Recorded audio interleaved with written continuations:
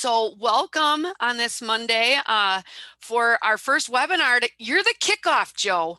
This is the Wow. kickoff to the 21-22 school year, all about impacting the narrative. And I'm not going to take very much time because Joe's awesome and we need to chat and listen to learn from him.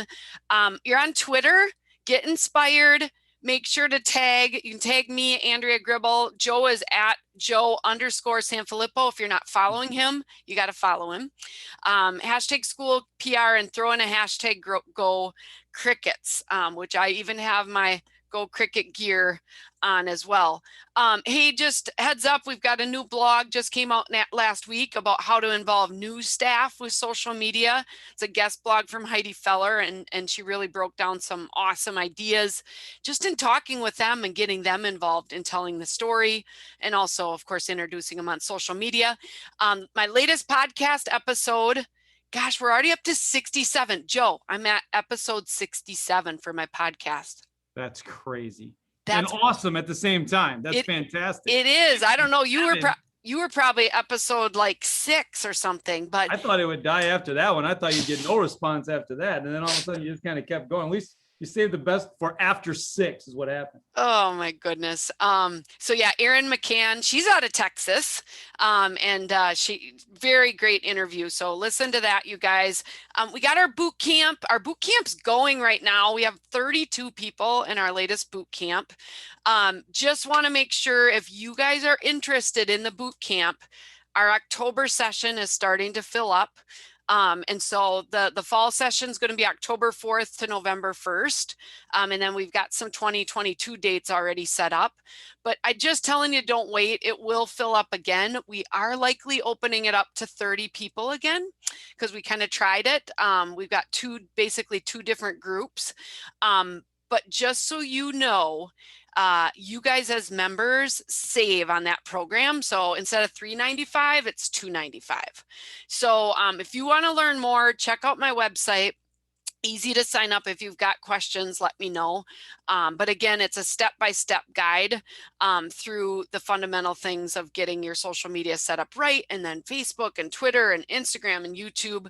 We talk about all the things and really help hold you accountable. So you guys, we have so much upcoming stuff. And a lot of you have expressed excitement because now we have a calendar option, you guys, so you can put all these things in your calendar. So this Wednesday, we've got our public and private school social buzz where we just kind of chat about what's going on.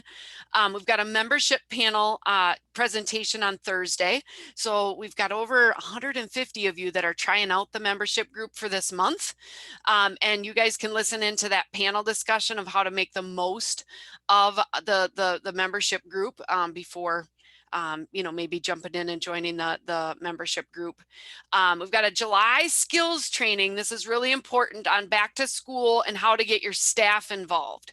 So that's happening on July 28th. We've got a video jam. We've got great upcoming other webinars, amplifying student voice in our equity journey. We've got a topic on digital inclusion, which is going to be great. So, so many great things, and I've got a lot more in store for this year. Remember this webinar today, you can get a certificate of completion to add that to your PD folder. It's just a little survey afterwards, and you'll get an email out, and you can fill that out, and it doesn't take long. I know you'll be inspired after this presentation from Joe. And Joe, I stole a few things from your website, and I'm sure you're going to share more. Joe is the superintendent at Fall Creek School District in Wisconsin. Stone's throw almost from me, 70 miles away. Joe was really the first mentor that I had when I started my business in 2014. I knew nothing.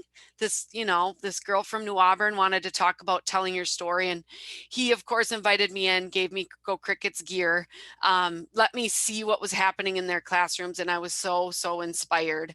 And now we actually work with Fall Creek and we help tell their story there. But Joe was the 2019 Education Dive National Superintendent of the Year. Fall Creek School District was actually an innovative district in 2016 and 2017, and they continue to do amazing things. Just can you imagine, Joe, after you listen to Joe talk, you'll be like, you taught kindergarten? Those kindergartners must have been fired up, Joe. They were something. I don't know if I was sleeping. The energy level, I think, really matches you with those with those kindergartners. But like that. You taught kindergarten, second, fifth grade. You also are a former school counselor. You were a high school coach. You were a high school principal, and of course, you've got an awesome family with 3 kids there. But I guess without further delay, I'm just gonna kick it over to you so you can start inspiring us here. All right, thank you so much. So. Oh, Joe, I can't hear you, Joe. I'm just totally kidding. So here's what we're going to do. So like, I'm that's a good one. I was just hoping that you'd like flip the camera off or something like that. We'd have to get some. Anyway, so I put my phone number in the chat. So please feel free to give me a call, shoot me a text, anything you need. You got anything that I can do to help Andrea and her team in the journey has been.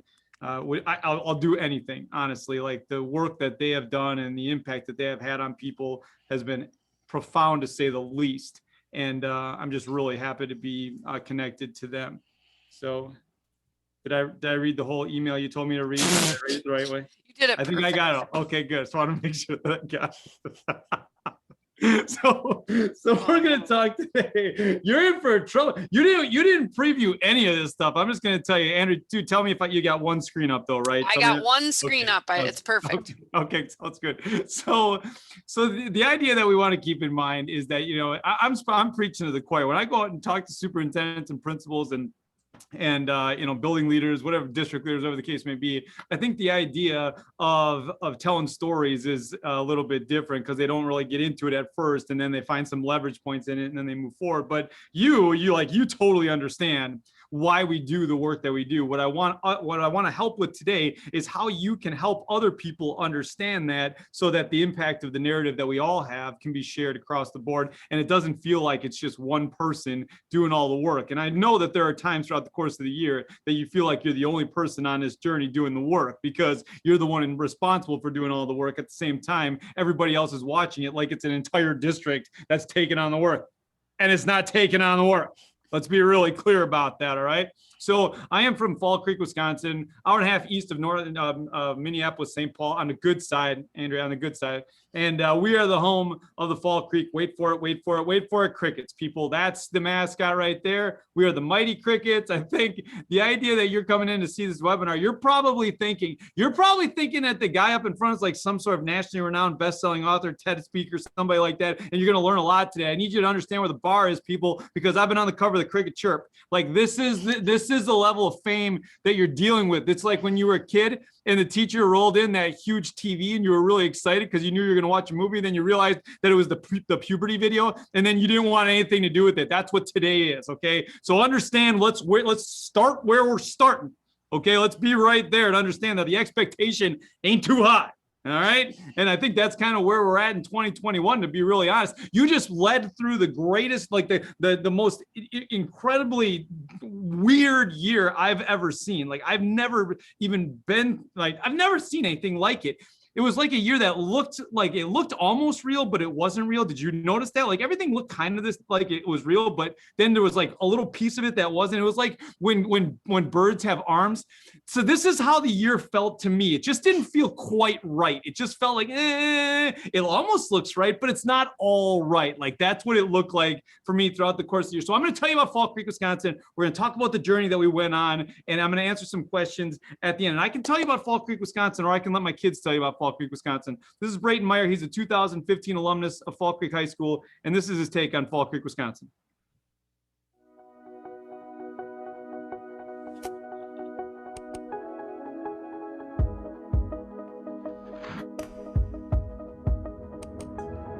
A small town, like 1,300 people, small. No stoplights, 3 bars, a place where everyone knows each other. 19 years of my life here. Same home, same school, a real life small town. So like, that's it. That's it, people. That's it. We got 3 bars. We got 2 gas stations. We got 1 school. And the best thing about living in Fall Creek, Wisconsin is on Friday night, I know where everybody's going to be. But the worst thing about living in Fall Creek, Wisconsin is on Friday night, I know where everybody's going to be. They're all going to be at a game and they're all going to be cheering on our kids, but they're all going to have an opinion on how we should run our school because they all went to school. And when you go to school, you know how to run a school, right? Especially if you had a 13-year internship at one, you know exactly how that place is supposed to run. And they talk about it and they talk about it and they talk about like they know exactly what you do and they don't know what you do. So when I moved into Fall Creek, Wisconsin, like, man, I moved into Fall Creek, Wisconsin. Like I bought the house literally across the street from school in Fall Creek, Wisconsin, which has been a relatively good experience for the most part, except for the one time that my then 5th grader tied my 4-year-old to a tree. And then my kindergarten teacher took a picture from her classroom and sent it to me and said, how's your behavior management program working at home? I said, fine, she's not going anywhere. So here's the thing. So here's the thing you need to understand about this picture. The boy on the right is the sweetest boy you'll ever meet in your life. The one on the left is not. Okay. Like she did something to get there. I promise you that. Like there are days that I honestly believe that that's her least restrictive environment. You all know what I'm talking about. Here's the thing about living in town, like right across the street from school. When I realized that I was living in town and across the street from school, I realized I was going to have all these interactions with people, and every single one of these interactions mattered because every single one of these interactions had the opportunity to be the one that they talked about for the rest of their lives. And I think one of the things that I really want to be very clear about in this statement is that I don't love it. I don't love that every interaction could be the one that they talk about for the rest of their lives, but I acknowledge that it's real. And if I acknowledge that it's real, it changes the way that I walk into that conversation. Because a lot of times what ends up happening is we have all these conversations and then people start talking about it. And we're like, did I even say that? Did we even do that? Right? So what's the intentionality of what we do through the work that happens in this space? Because I'll tell you what happened with the work that happens in this space. What ended up happening with us as educators and working in schools is we stopped being proud of this work and we started defending this work. And there's a distinct difference between being proud of something and defending something. Like I can tell you exactly what you're proud of right now, right? You take out your phone, you look in your photos app, I'll tell you exactly what you're proud of. Right? You're proud of your pets, your kids, your car, your house, your land, your boat, your fish, whatever. Because you have pictures of all that stuff and you'll walk into conversations with people and you show those pictures all day and you walk out feeling better than when you walked in because people do this like, oh, they're getting so big. How do they get so big? I can't believe how big they're getting. Right? And you walk away feeling better than when you walked in. But when you're always defending the work to the same person, or the same group of people, you know you're going to walk out of that conversation feeling a little bit more intense, maybe even a little worse than when you walked in. So you start avoiding conversations with that person or that group of people. You walk down different hallways, you go out different doors, you wait a little longer on the email, you wait a little longer on the call, right? Because you know you're going to feel worse or more intense than when you walked out. And that's when people in our organizations start talking like this. Just a teacher, just a principal, just a custodian, secretary, paraprofessional, cook, bus driver. I'm just. When people in our organizations say this, when they say that they're just, when they say that they're only, they devalue all of their work. And not only do they devalue their work, but they give the person that they're talking to license to do exactly the same. Because the thing that we have to understand about the work that happens in these spaces is that nobody's going to change the way that they talk about us if we don't change the way that we talk about us. And I would love to tell you, that the only reason I started telling the story of Fall Creek, Wisconsin, because it was in my heart, it was the right thing to do. I would love to tell you all I wanted to do was celebrate these people. All I wanted to do was make sure that everybody heard the great stories of Fall Creek, Wisconsin. Lies. 100% lie, right? Because when I got to Fall Creek, Wisconsin, I was the 5th superintendent in 6 years. So if you're the 5th superintendent in 6 years, the advice that you get is twofold. 1, good luck. 2, rent. And that's exactly the piece of advice that I got, right? Right? Like people, this was my name tag. Can we talk about the nameplate that they gave the superintendent of schools on his first day in Fall Creek, Wisconsin? People, take a look. That is masking tape. It's masking tape, right? Hey, look, it's right here. Last year, my secretary Teresa said, you know, we can get you a new nameplate. You've been here for 9 years. I'm like, not now. Don't jinx me now. Just replace the tape, right? This is the other reason I started telling the story of schools. This is Ryan. In my first day as a superintendent, I walked into Ryan's 4-year-old kindergarten classroom, and he looks up at me. He goes, "What's your name? Where's your hair? My dad's better than you. He's got a big truck." So I expelled him, you know, to establish myself, right? You got to establish yourself. No idea. So anyway, so I walked into Riot's classroom like a month later because of these little video updates that I do, right? And here's what I heard when I walked into his room. Good morning, everybody. How are you doing? It's good to see you. Are you excited today? Yeah. Why do you always have to come? Good. All right. So, man, from who the heck are you to why you always in my space, right? Like, it's graham cracker and pudding day, boss. You got to bounce. Like, he had no idea what I did. But he was just like everybody else in that community. When they don't know what you do, they make up what you do. And when they make up what you do, it's based on what happened to them 25 years ago when they didn't get a second chicken sandwich at lunch, or they got put against the wall at recess, or they got a grade they didn't deserve, or the coach didn't play them. And then this is the story that gets told and told and told and told and told. And then we're here in our job right now, in your job, trying to combat that story all the time. So what can we do to try to figure out ways to bring everybody forward in this momentum building, as opposed to having one person as the lightning rod of what's going on in that space? Because when we're all pulling together, it's a different conversation. People have this perceived journey of what happens in schools, right? I think a lot of times people think that we live on the left side of this diagram. And I want to be very clear about the left side of this diagram. Like, I want to live on the left side of this diagram. Give me the left side of this diagram. I want to live in a place where I can network with people, get a great idea, bring it back to school staff, cheers parents, cheers superintendent, cheers, and I win an award. Like, this is what I want. Okay, give me this even for a day. This is not what happens. We network with people, we get a great idea, we bring it back, staff grows, but then they see some value in it. That feels pretty good. Then they tell you they don't have any time, but there's a break coming up and that feels good. And then coronavirus hits and it all goes to hell. Like, this is what happens all the time. Okay, this is exactly, and here's the thing. Tell me I'm wrong, right? This is what happens, right? So here's the thing that we need to understand. This is where all those long nights are. This is where all the early mornings are. This is where all the emails that you send out to people saying, I need some content. Can I get some content? Please send me some content. That's all in there. That's where all the great stuff is too. And until we figure out a way to find out the great things that are happening in that mess, the mess is the only thing that we see. And if the mess is the only thing that we see, we lean into the judgment of others because that's all we're hearing, right? That's part of that mess. We live in that spot where people are going to judge us. They're going to judge us on either side. We might as well move ourselves forward if we know they're going to judge us, right? We talk about, we'll talk about the social media and the idea for us is like, we always treat social media as a table, right? There's a table in my office right now.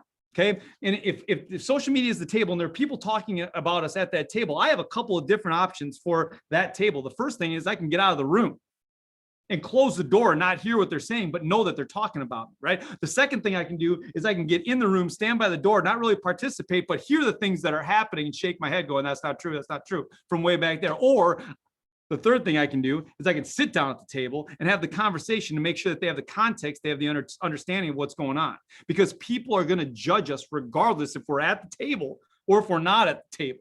So what are we doing to figure out that work? Because we live in this world where people judge, and you do too. You do too. We all do. We all judge. People look at this and they'll judge it. They'll say it's beautiful. They'll say it's destructive. They'll say whatever, right? But they only judge what they see. They don't judge the rock that it hits. They don't judge the current underneath. They don't judge. This is like when you go to a game, right? You go to a game and you see a coach yelling at a kid, then that's who the coach is. No matter what. They don't talk about the fact that the coach and the kid have had multiple conversations about where the kid is supposed to be at that particular time, right? They don't talk about the fact that the coach makes sure the kid gets breakfast in the morning. They don't talk about the fact that the coach makes sure the kid gets home at night, gets the homework help they need. None of that. Coach yell at the kid. That's who the coach is. Happens all the time, right? So, and Andrew, you can keep this recording, but please, I'm going to show you a picture. Don't take pictures of the next picture, please, because it's a picture of a kid in crisis. But please continue to record. Okay, so I'm walking down the elementary school one day, and I see this little girl, and she's sitting at the kindergarten door, and she's just pounding on the kindergarten door with all she's got. She's screaming, she's crying. She's as upset as any kid you will ever see. So anybody who's worked with elementary kids, you know, you get down to the level of the kid. So I get down to the level of the kid, and I asked her one question. One question, and this is the response that I got.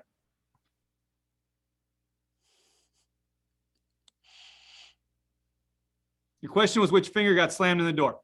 Okay, and I got you, right? But think about this. What if I would have done this? I'm walking down the elementary school one day. I see this little girl. She's sitting at the kindergarten door. Looked like the door just slammed, and she's shaking her hand like this. I asked her which finger got slammed in the door, and she did this.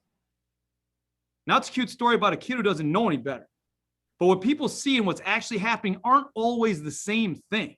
So what are we doing to put ourselves in a position to make sure that the right story is seen? And it can't just be one time. It's got to be an opportunity for us to talk about it over and over and over again. And we're going to talk about it today within the context of these 3 rules, right? And I'm not going to be able to get to all of them. I'm not going to be able to get to meaningful work, autonomy, and choice, but I think I'm going to get to the other 5 right now in terms of the rule of 3. We always do things in the rule of 3 because we think people remember things in the rule in threes, right? Like there's 3 little pigs, there's 3 stooges, there's 3 blind mice. If I say ready, aim, right? If I say on your mark, get set, right? I'm loving it. You know, it's 3. Everybody's using 3. So we're going to use 3, and we're going to use 3 tips as well to try to figure out ways that you can walk out with a couple of things in terms of the intentionality of the work that we do. So when it comes down to what this work really looks like, the first thing that I want to talk to you about in the rule of 3 is probably the biggest thing that we've done here to make sure that the story gets moved on. And that is, what do we do to recognize the greatness of our colleagues? How do we acknowledge to our colleagues that they're great at their work? And then finally, how do we extend that work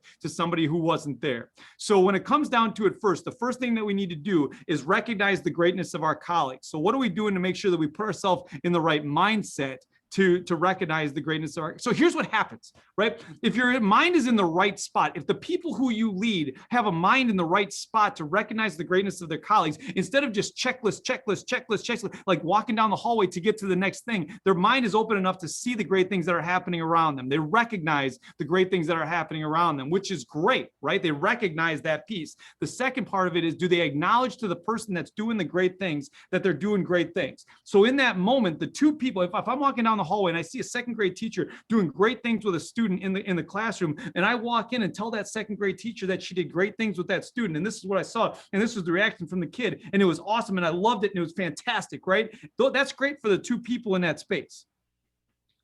But when I take that conversation and I walk down the hallway to the 8th grade science teacher and I tell him about the great things happening in 2nd grade, inevitably what happens is that guy is going to walk across the school and talk to the 2nd grade teacher about the great things that they're doing, because at some point somebody did it for him. And that felt good. And everybody wants to live in a world where we feel good about the work that we do, right? So one of the things, and I'm not going to have you do this now, but if you're watching the webinar, and you got a chance to pause this, what I want you to do is I want you to write down the first 5 things that you do to start your day. Write those things down. Write the first 5 things that you do to start your day. You can, if you're doing the webinar right now, just pause it and do that after. All right. And after you do that, push start again, and we'll just keep moving forward. Think about the first 5 things that you do to start your day and how many of those bring you joy. Put a little dot next to the things that bring you joy. And then think about where they are. Because here's how I started my day. Here's how I used to start my day. I turn my computer on, get my seltzer water, open email, respond to email, sign forms, walk hallways, get into classrooms, connect with people. Okay. The things in blue are the things that I like to do. So by the time that I got to the things that I wanted to do, I was already in the wrong mindset to do those things. Right? So I got to find myself in a situation where I can get out and see people. For me, I've been trying to get here really early in the morning because that's what I need. I need some time, some quiet time alone during that time, right? But one thing, kind of the like a subset of what happened with me showing up early, what are the 3 groups that are on campus before everybody else is? Custodians, kitchen staff, bus drivers. What are the 3 groups that often feel maligned because they don't get their story told enough? Custodians, kitchen staff, bus drivers. So if you're there just having conversations about nothing with them, you get a chance to get an insight into who they are and what they do. So I tell our group all the time, put yourself in the right mindset to start your day with joy and end your day with joy. And it's not just about starting your day with joy and ending your day with joy. It's starting and ending your day, because if you never start and end your day, you just keep cycle, right?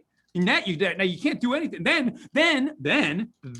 what ends up happening is you go home to the people that you care about the most, that care the most about you, and that give you the most latitude because they love you the most, and they get the least of you because they give you the most latitude. That's not fair. It's just not. So what are we doing to start our day with joy, to put ourselves in the right mindset for the people that we work with? What are we doing to end our day with joy, to make sure, when we were in virtual learning and the pandemic was going, I used to read stories to kids on our Facebook page and then do like these ridiculous magic tricks. They're awful. They were so bad.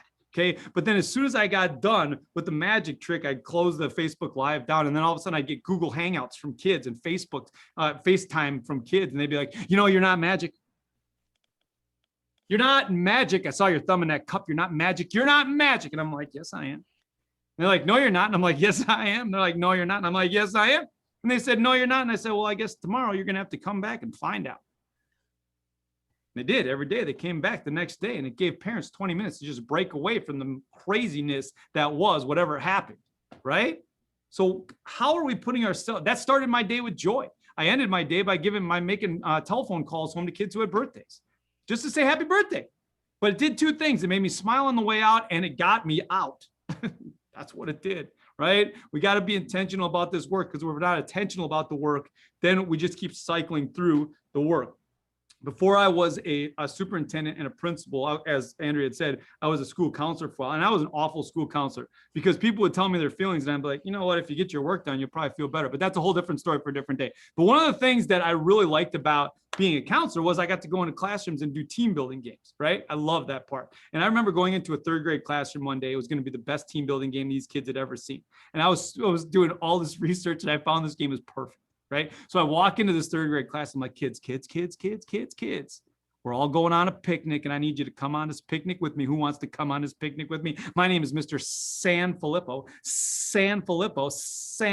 and I'll be bringing sandwiches to the picnic. Sanfelippo will be bringing sandwiches. Sanfelippo sandwiches. Who's coming on a picnic with me? Tommy's in the back, raises his hand. I'm like, Tommy, my man, what are you bringing? He's like, watermelon. I'm like, Tommy, you can't come. He's like, yeah, I got one at home. I'm like, Tommy, that's not how this works. Mom said I could have it. Tommy, focus, Tommy, focus, buddy, right? Tommy could have brought tacos. He could have brought tofu. He could have brought tomatoes, but he couldn't bring watermelon because it didn't start with a T, okay? So after 5 minutes of everybody looking at me like I had 9 heads, I gave up. I'm like, I'm never doing it again. And I never did the activity again, not once. One time, 5 minutes, third grade class, right? Fast forward 10 years later, I'm back in Ashwaubenon, Wisconsin, having lunch with a former student named Jake, and we're doing the whole, like, you know, Twitter thing, right? And we do it, and we post this tweet. And then we get this response to the tweet. And the response to the tweet is, yeah, so hey, you still bringing sandwiches to the picnic? Like, my man Hans and I had a lot of conversations, but this is the one that he remembers, right? The thing that we have to understand about this work is we don't get to choose. We don't get to choose what they remember. And the thing that we have to understand is that the more opportunities that we give, the more chances that we give to be remembered, the better chance we have to be remembered the way that we want to. Right? So what are we doing in a couple of different areas? Like in our boardroom, we have pictures of our kids in boardrooms, and our board faces these pictures. And before every board meeting, I stand up and say, let's never forget why we make decisions in the school district. And then we do the pledge, and then we move on. It takes 2 seconds, but it puts everybody in that room in the right mindset to be there. Recognize, acknowledge, extend, right? Recognize, put themselves in the right mindset to recognize. We start our meetings with kids all the time. This is Caden. Caden came up to me as a third grade student. He's like, Dr. Sanfelippo, I just got back from the visually impaired Olympics in Denver, and I won these ribbons. You think I'd come to school board and talk about my ribbons? Yes, kid. Yes, man, bring it. He comes and does his whole thing, right? And does the whole thing. And the school board loved him. They loved him. And then this kid, this 9-year-old kid, right before he takes off, he says, I want to say one more thing. I want to say thank you to Mrs. Moore. She's my paraprofessional here. She helps me get around school. She just makes it a lot easier for me. So what do you think happens to Mrs. Moore in the spring when we start talking about the budget? Right? She's not a number anymore. She's a story. And a story wins. Every single time. The story will always win. Data does not drive a movement. It just doesn't. The connection of the emotion to the data drives the movement because people want to know more about it, right? And if we can bring people along with us together on that road, there's a much better chance for that movement to go. I mean, think about if you think about what happens in schools, like logistics of schools are crazy. We put 25 kids in one room with one adult, and we expect that adult to move them academically, emotionally, make them feel safe, and they all do it. You all do it, right? Right? We try to do these things and get ourselves in the right position. But at the same time, I mean, just think about it. It's crazy logistics. It's like I always equate it to, like, we're like these people that chase the cheese wheel down the hill. Have you seen these people? Have you seen them? Right? Like here's the cheese wheel right here. This is for you. This is the beginning of the year where the staff loves you, the community loves you. You got tons of content. You don't have to ask anybody for content at all, right? And then all of a sudden the year starts and things get a little bit weird. Okay. Here's my man standing up, still feeling pretty good. That's what we call September. Okay. And then things get a little bit, yep, bam. Okay. There's November. That's awesome. We're going to keep this thing rolling. There's December. Yep. Then we're going to go for our second snow day about there. Okay. We keep rolling this thing through spring. Coronavirus plays with us there. Get down to the end of the year. You don't have any content. You're trying to figure out what to put out there. It's June. Okay. So, but then what do these people do the next year?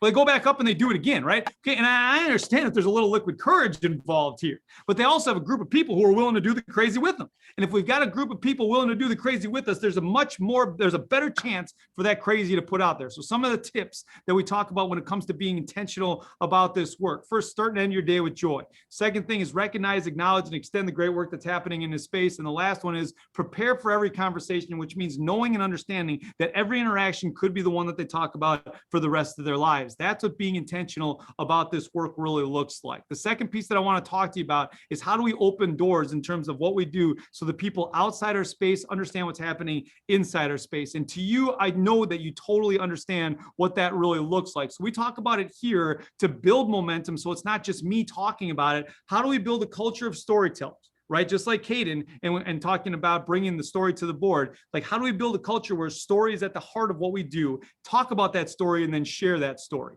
Because people are talking about stories like, well, if we just tell our story, it's going to be fine. It's just going to talk. No, that's great, but it's in a vacuum. 80% of the voting public don't have kids in school.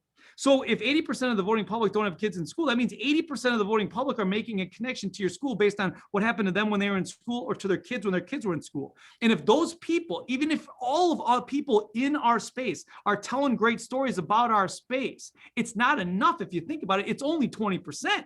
That's with everybody. So what are we doing to engage everybody so there's more pride in what we have moving forward? When I think about the story that everybody tells, I always talk about the fridge because when I was a kid, everything that I did went on the fridge. Everything. I draw a circle on a piece of paper. My mom puts it on the fridge. Right? All of my sister's report cards go on the fridge. None of mine. We can talk about that during the question and answer session if you want. It's fine with me. I'm a doctor now. She's not, but whatever, Courtney. So here's the thing. Now my mom's fridge looks like this. But my mom's fridge doesn't need to look like this because my mom's got this.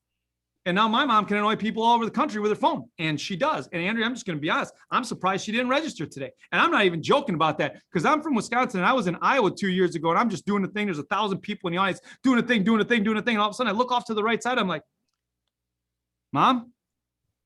I said, what are you doing here? She goes, I just wanted to come and hear you speak.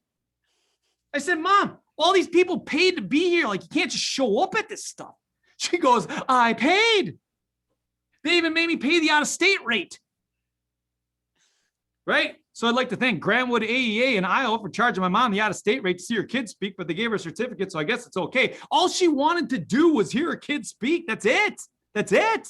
Right? And if we can put ourselves in a position where everybody feels that way, where they just want to talk about it, that's in a spot that we can move forward. We've been doing a lot of work with utilizing the power of moments and how we can create moments for the people in our space. And so I want to get just really quickly into some of this work because when it comes down to it, you're trying to create these moments that people are going to talk about moving forward. And when it comes down to defining moments, these are opportunities that we have when it comes down to this work. So in terms of how we're moving this forward, the peak pit transit. So Chip and Dan Heath wrote the Power of Moments, and what they contend is that people remember two things about events. They remember the emotional peak or pit, the high or low of the event, and they remember the transition. Right? So we can't always control the emotion of the moment. We can't always control the emotional peak pit of the moment because things resonate with people a little bit differently. But we can control transitions, can't we? Right? So we talked to our group about what are we doing in the first 5 minutes to make sure that kids feel loved, supported, and safe. And what are we doing in the last 5 minutes to make sure that they have the right story to tell when they go home? Do you ever notice how jacked up we get at kids for not telling the right story at home? Right? We're so mad. We're like, kid goes home from school. Mom says, what'd you do at school today? And the kid says, nothing. I don't know. And then we get mad at the kid. Well, the reason they don't tell the parent what they did at school is because it comes with an obligation of what they have to do at home. My kid comes home and I say, hey, what'd you do in civics today? And he tells me what he does in civics today. My response is, do you have any homework for that you got to do tonight? They're not going to tell you what they did at school because it comes with a follow-up of what they have to do at home. But they will most certainly tell you what they saw at school, because what they saw at school doesn't come with a follow-up of what they have to do at home. And what they saw at school are how people interact with each other. And more often than not, it's how the adults interact with the kids, positively or negatively.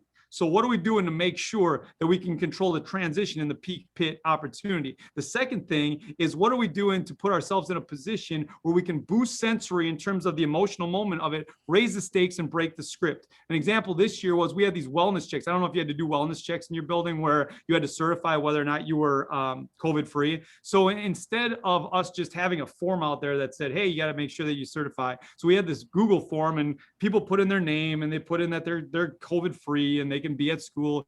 And then instead of when they click submit, that it would just say, hey, thank you for submitting. They click submit. And then we put up an interesting fact about one of their colleagues up, that they could have a discussion with their colleagues or a joke or whatever. But it was more often than not, it was an interesting fact about a colleague. So it gave them a conversation to start, their opportunity. Andrew was talking about how are you bringing people into the organization? Since 2010, we've been doing press conferences for new hires. So this is 2010. It's awful. It took up all the bandwidth. It's absolutely ridiculous. But then you fast forward 8 years later, you got the backdrop, you got the microphone, call up the new high school principal, give him the questions early so he sounds really smart when he gets up there, right? He answers a couple questions, take a picture with him and his family, put that picture on Facebook. And before this guy even steps foot into the school district, there's 9,000 views and 300 likes saying, welcome to Fall Creek, Wisconsin.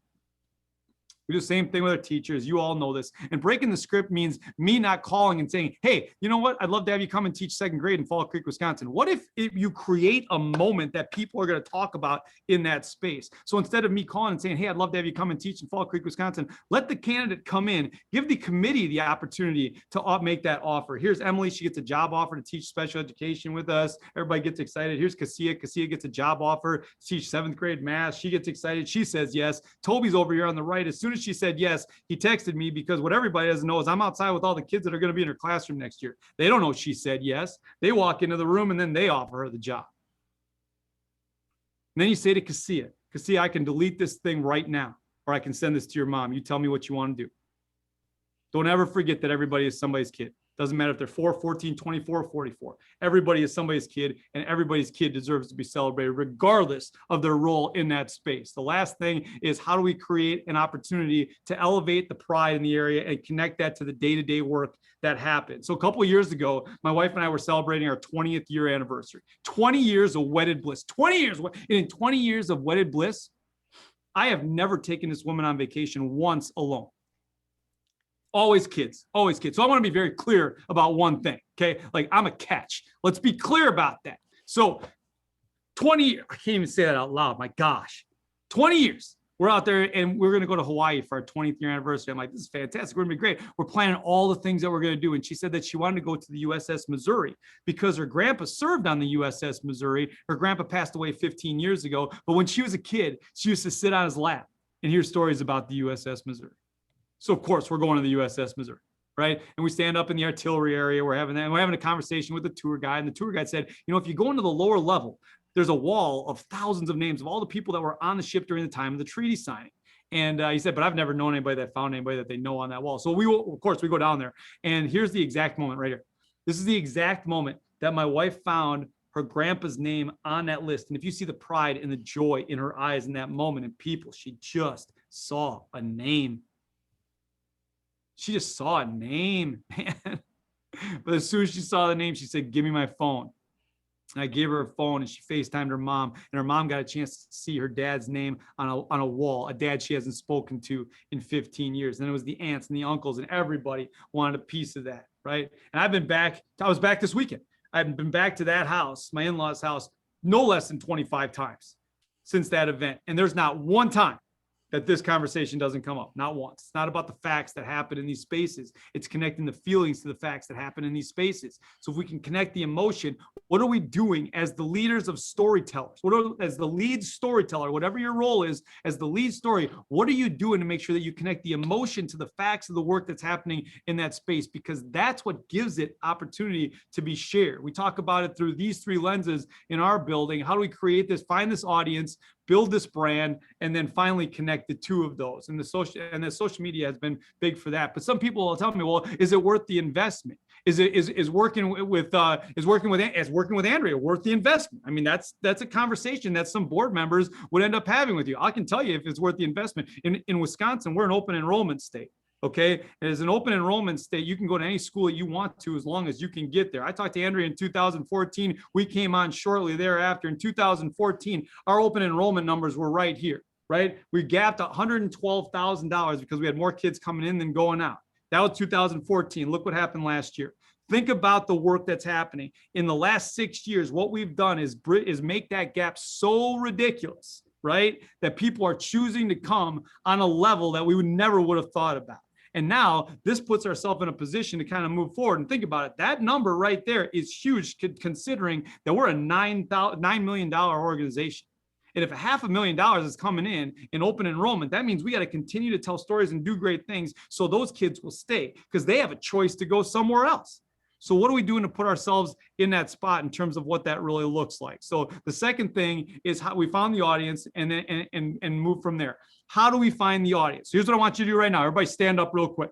Stand up and make sure that your mics are muted. Stand up, make sure that your mics are muted. Okay? Stand up, make sure that your mics are muted.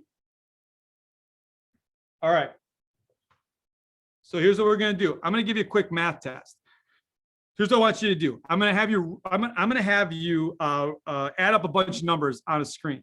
Okay, so you got to be they're going to come really fast. So if I put a 100 on the board and I put another 100 on the board, you're going to say, and then I put another 100 on the board, you're going to say 300. Very good. All right, so they're going to come really fast. So make sure that you're ready for them. Here they come.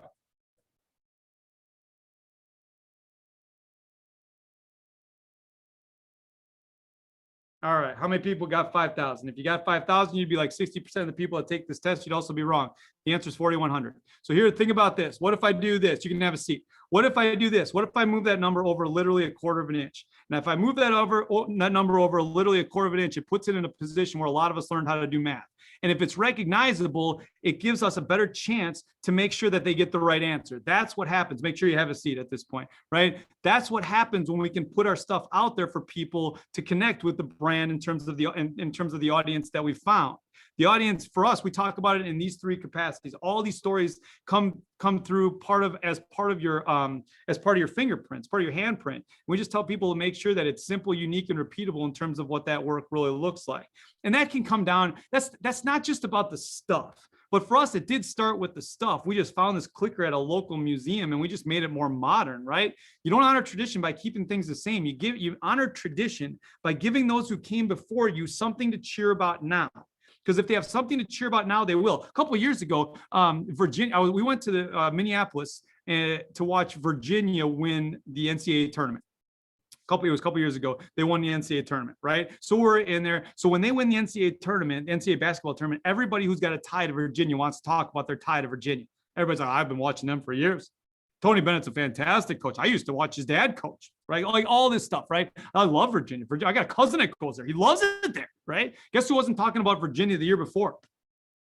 Everybody, because they lost to a 16 seed in the opening round and nobody wanted to claim that, right? But when they win, everybody wants a piece of that action. So we just found something, man. We put it on everything. It's on literally everything. You want a bow tie, I'll get you a bow tie. Half of it's right behind me right now, right? We've got all this stuff and we find ways to leverage. We got Go Cricket store. You want Go Cricket's water, I'll get you Go Cricket's water. Crazy people put it on their fence. Sometimes that fence lights up, that's mine. Like these are the things that we have the opportunity to do because we talk about what we do. And that's literally the only reason. The stuff that's happening in your school districts is as good or better than the stuff happening here. I love our people.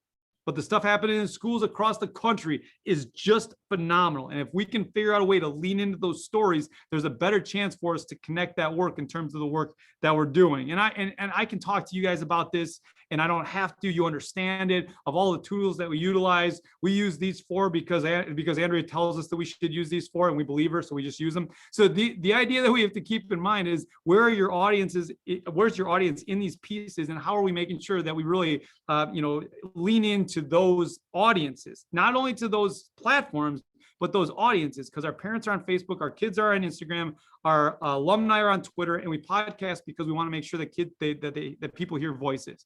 And that journey for some people who are not in this webinar,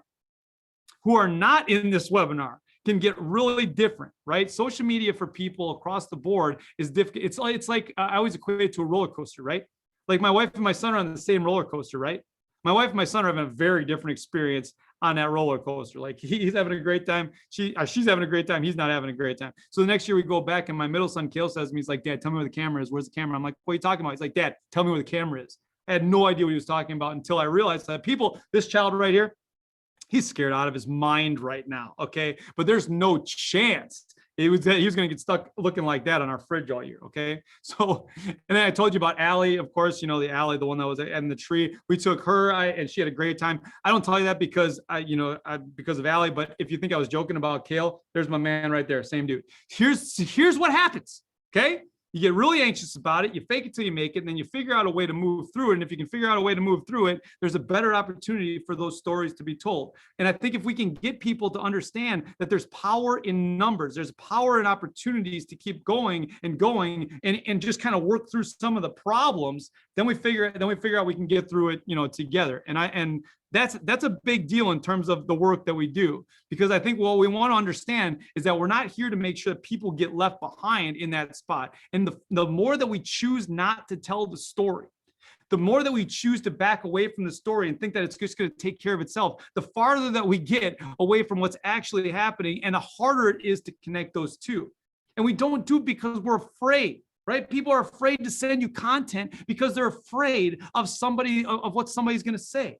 So how can we use that recognize, acknowledge, extend? It's not just about telling the second grade teacher that she's great at the work that she does. It's about making sure that the eighth grade teacher knows that. And maybe the eighth grade teacher goes and tells you about what's going on in second grade. So then it's not her, right? Now it's the eighth grade teacher telling. Now, so what are we doing to set up opportunities for the eighth grade teacher to tell you as the content manager, as the opportunity that's telling the story? What are we helping to make sure that they can tell you about it? What kind of opportunity is that, right? It doesn't end up permanent. If the only time that we ever talk to our communities when we need something and we screw it up, I totally get that it's permanent. But if we're always talking to them and you do something wrong, then you can move forward. Like, let's say you're a superintendent in Northwest Wisconsin, and let's say that you send out an email to 950 families just to let them know that the bus is going to be a little bit late. And maybe in that email to 950 families, maybe you just forget a letter. Maybe you just forget one letter, people. Maybe just, I don't know, maybe just one letter. Maybe just one. I got one call from a fourth grade teacher. He's like, man, you're not going to believe what you did. I said, I just misspelled something. This could have been a lot worse. Let's relax a little bit, man. Concentrate on the positive, people. Serious, like, right? We're not trying to create false promises. We just want people to see us for who we are.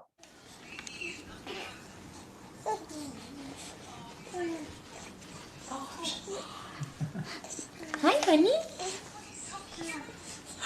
Oh, he's Hi, smile. honey. Hi, lovey. Honey. Sweetie. Smile. Hi, lovey. Hi, sweet boy. Hi, sweet boy. Here's the thing about the video. Okay, like I don't know the mom and I don't know the kid. I can make you a promise. Mom didn't make sure their makeup was perfect. Right? She didn't make sure their hair was perfect. She didn't make sure that she picked out the perfect outfit before she put the glasses on. All she wanted was for him to see her for who she was. All we want is for them to see us for who we are, because who we are is incredible. All right, last thing I'm going to have you do, because I got to keep rolling now. Here's what I want you to do. I want you to take a piece of paper out. Everybody get a piece of paper. Get a piece of paper like this. Get a pen out. Paper and piece of pen. Just like this. Okay, I'm going to show you a picture. What I want you to do is draw this picture exactly the way that you see this picture on the screen. You have to do it exactly. Do it exactly. All right? Right? Okay, so I'm going to show you a picture. Draw it exactly. The only thing is you need to take that pad of paper and put it on your head and draw it on your head. Just like this. Okay? Got it? All right, here's a picture. Coming up in 3, 2, 1, go.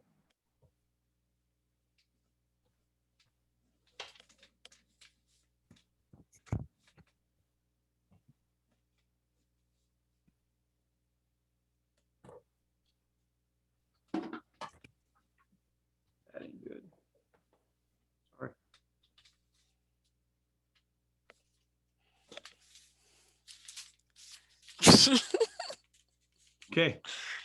All right. If yeah, well, you can't show them right now, but take a look at it and then draw a line underneath it. Draw a line underneath it. I'm gonna show you another picture. Okay. This time, what I want you to do is I want you to draw exactly what you see on that picture. If you want to tweet these out, I'll send a book. I'll send a hacking leadership book to the best drawing. So, or to one random drawing. It's fine. So, I'm gonna show you another picture. Okay, another picture. And this time, I want you to draw the picture exactly the way you see it, but you can draw. You can hold it right in front of you and draw it what you see. All right. All right. Here we go. 3, 2, 1. Picture.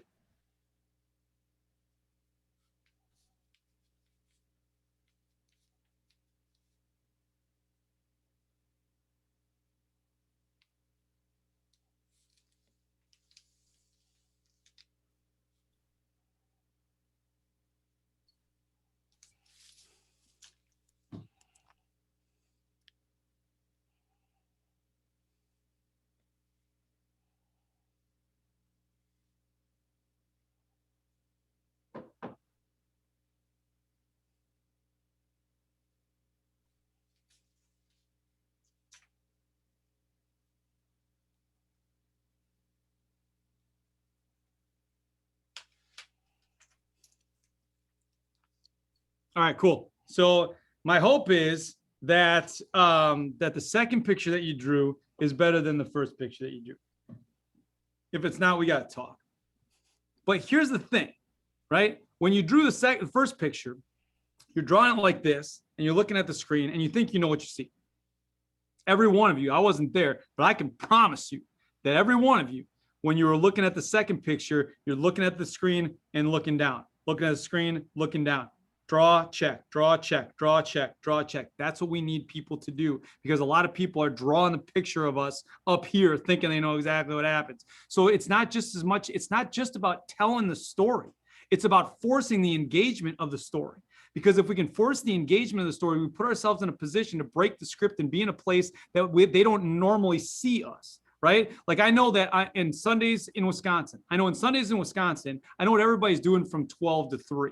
Everybody from 12 to 3 is watching a Packer game. I know exactly what happens in a Packer game, you know, when the Packer game goes to commercial. When it goes to commercial, people go to their fridge, to the bathroom, or to their phone, right? I can't be in their fridge. I don't want to be in their bathroom, but I can be on their phone. So if I'm there retweeting stuff during the commercials of the Packer games, we get a better chance to be seen. And that happens for the Packers, that happens all the way through January. For Andrea and her team in Minnesota, it only happens through November, but that's okay. It's still through November. It's fine, right? So we talk about the analytics of when we post stuff to make sure that we're there for pickup time. And every time that I close an interview, I always say, go Crickets. I mean, these are opportunities for when the local news shows up, they're going to get a Go Crickets sticker. Then I'm going to tweet it out and tell them I fixed their car. I don't know if you've seen those 1-minute walk to work videos, but in this 1-minute walk to work video that I do on the weekends, there's like 75 of them or something like that. But in almost every one, after like the fourth one and beyond, so it's like 70 in a row,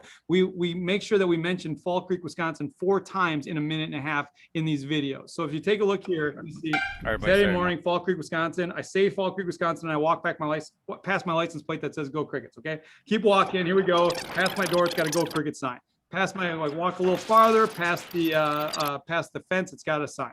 Right? I could walk in this little door over here that's right there. If I walk around the corner, there's another sign. That's 5, and then I always end the same way. Have a great week. Right? So, I mean, those are things that we can do. But if this is seen by 10, 20, 30, 40, 50,000 people, it puts it in a cadence that you can know and understand that it's going to happen. These are the opportunities that we have to make sure that we can amplify all of these voices within the context of our space, because all of your buildings have like this puzzle. It's like a puzzle, right? Your building's like a puzzle, and all of these puzzle pieces have a role in what they play and how they play within the grand scheme, within the picture of what you do. The thing that we have to understand is each one of these little pieces, if they don't feel like their piece has a place, they start looking at other parts of the puzzle and thinking, well, maybe I'd fit better over there. Maybe it's just I don't fit here. Well, we got to make sure that they fit in some capacity, because if we don't have them fit in some capacity, then they turn into these awfulizers. Have you seen these awfulizers? Like nobody wakes up in the morning and says, I can't wait to be average today, right? Like people don't aspire to be average. It's the place that you end up. It's like going to Denny's. Like nobody goes to Denny's. You just end up there. That's what happens with these people. If they don't feel like they have a piece of that puzzle, they become these awfulizers. These are like the people that email the travel agents with the most ridiculous comments about their trips. Have you seen these people? Like this guy was totally jacked up. He said, I was bitten by a mosquito. The brochure didn't say anything about mosquitoes. So clearly that's a problem. This guy was really mad because nobody told him there was fish in the water and the children were scared. And my all-time favorite, some lady was super upset because they shouldn't allow topless sunbathing on the beach. It was very distracting for my husband. All I wanted to do was relax. Just let the guy relax, man. That's all I want to do is relax. Like these are the opportunities if we can put them out there to make sure if they don't feel like they have a part in that story, in that puzzle, then they're going to talk about that puzzle like they don't have a part in that puzzle. And that's not what you want for anybody. So all of those things can create the moments, and those are the moments that turn into movements. All of these little things, like all these little things, if we're recognizing, acknowledging, and extending, these are the things that turn into movements. Like when kids are in 2012, when they're in third grade and they dress like you for Halloween, right? Right. And then when they graduate, you make sure you return the favor. Or when a candidate comes into the office and says that her inspiration for teaching was Mrs. Peach, and she gets the job. And if you make enough calls, maybe you can get a hold of Mrs. Peach. And then this woman, on the day that she walks in for her first teaching job ever, the reason that she chose to be a teacher is there, and she gets a chance to offer the position. These are the moments that get told over and over and over again. And if we find ourselves in a position where we can help people tell those stories, there's a much better chance for us to be in a spot that the momentum gets pushed moving forward. And you're not always defending the work. You can be proud of the work. That's the opportunity. So that's all I got. If you got any questions for me, if not, go Crickets.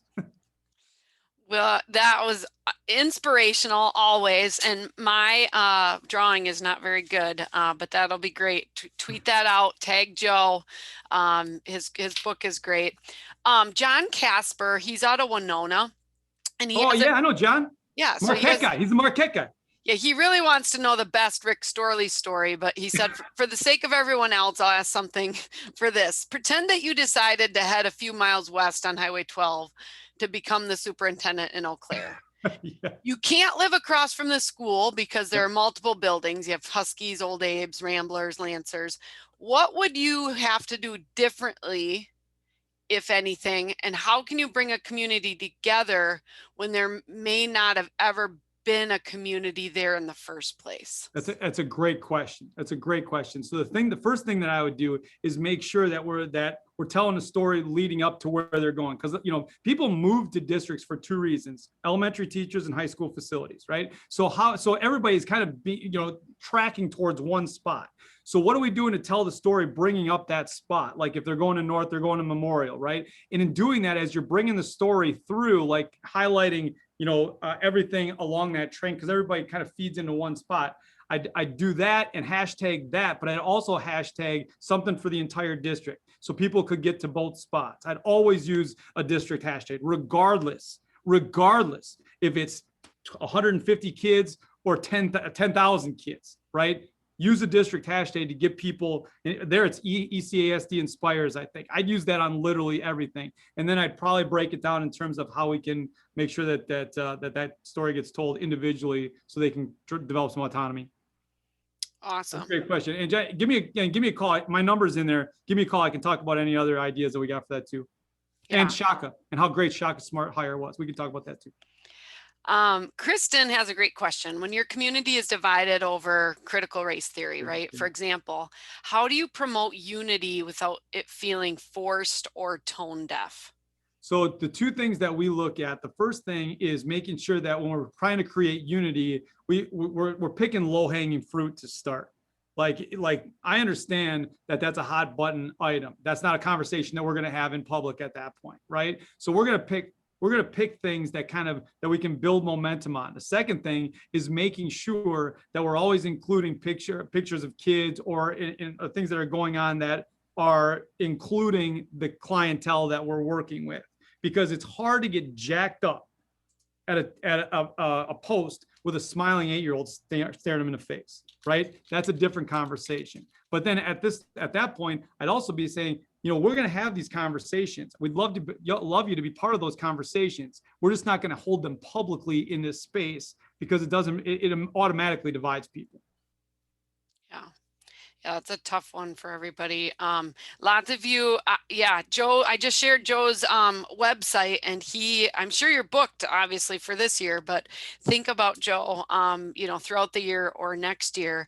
One of the questions I would have, Joe, and then just again, if anybody else has a question, jot it in because we're right up against our 1 hour. But as we look at this school year, I think, there's going to be a lot of excitement, still a lot of things getting figured out with what school is going to look like this year. But if you were doing social media for a school district and just trying to get people excited about becoming part of it, are there 1 or 2 key things that we can do to lead where we're at? We're not a superintendent maybe. So any suggestions with that? Yeah, the first thing I always go back to recognize, acknowledge, extend. That is the core of what we do.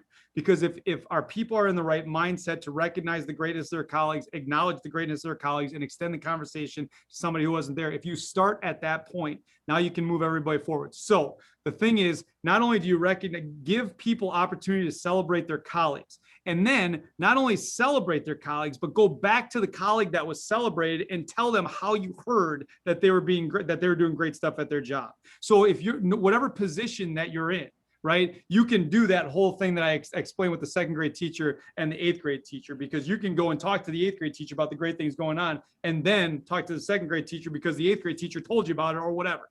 Like, put yourself in a position to make sure that you're not only celebrating the person that's doing the great stuff, but the person that told you about the person doing great stuff. Because inevitably what happens is that's where we get the cycle moving forward. And those stories on social media, or just those stories in general, but I'm talking about social media, they always do well. And when you're pointing it again to someone else that's doing something awesome, teachers are pretty humble. So sometimes they're like, I'm not doing anything. Well, think of something that, your colleague is doing, and let's share that story and recognize it. I love it. Anybody else have any other questions? I mean, you've got Joe's phone number, for goodness sakes. Right. So Just you can call or send him a message. A lot of great inspirational stuff. We'll send out this recording. Again, if you want Joe to visit your school, visit jsanfelippo.com because he's got a lot of information there. But thanks for doing what you do, Joe. I think you fire everybody up that gets to listen to you. And there's a lot of, you guys might feel overwhelmed. First of all, you might not have a superintendent like Joe. But you might be, yeah, right. You might be like, I can't do all those things. What's 1 or 2 things that you can do? And you shared 20 or 30 things that could really help you stick out. And so, being able to implement just a couple of those this year and then a couple more next, it goes over time, because you've been doing this really solidly since 2011 when you started, right? So that I did want to make sure that I made that point. And that is this is probably 8 or 9 years work of work. We started out by saying we wanted to have 7 non-athletic positive posts per week on our page. And now with Andrea's help and her team's help, now we're at a completely different level. 5 years ago, when did we start working together? 4 years maybe ago? 4 years ago, maybe. So 4 years ago, we felt like we were we were getting asked to do stuff. People know the crickets, they know the whole thing, all of that stuff. We thought we were in a great spot. And then we connected with Andrea's group, and all of a sudden the analytics just blew up. So be clear about this. You're already in the perfect spot. The process that they've got you in is the one that did amplified an already big message to places that we didn't think it was going to go. So you're already set. So listen, but the second thing is, don't try to do too much.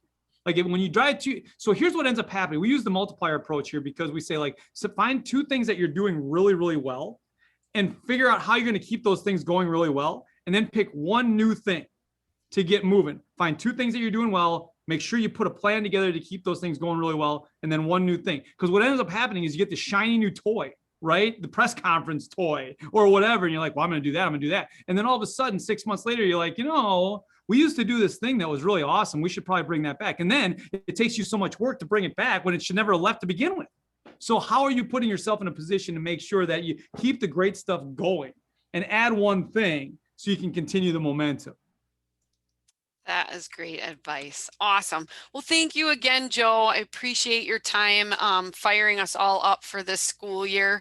And we'll definitely share all of your contact information, but definitely follow Joe on his Twitter channel, shares his walks to work, his Team Mongoose, where he's checking out the bike rack. I love the fact that now we know, like you said, it wasn't necessarily that you wanted to know what the bike rack or the bikes were doing. I didn't care. But people I don't care about the bikes. The people knew that you were at the school. Yeah. Right. When people start chirping ball, I never see them. I know it's good. So when you're a leader, if there's a principal or superintendent here, what ends up happening is when people don't know what you do, they make up what you do, and you become less of a leader and more of a number. Because people start asking this question. Well, for all that money, right? We could get more teachers' aides, we get more teachers, we get more Chromebooks, we get a private jet, whatever. Like they start asking that question. So how are we putting ourselves in a position to be seen and known without saying, hey, I'm here, right? Because that just gets to be a little bit much. So that's where the Cricket Bike Check came out, and then it just got kind of fun. So now we just kind of do it to do it. Yeah. Awesome. Well, thanks again, Joe. Thanks everybody for joining us today. Again, we're on live on Wednesday. We'll talk a little bit about what Joe shared today, taking some action into this next school year. And of course, if you've got questions, you can reach out to him, and then we're here in the membership group. So have an awesome day, everybody. Bye-bye. Bye, everybody. Bye, Joe.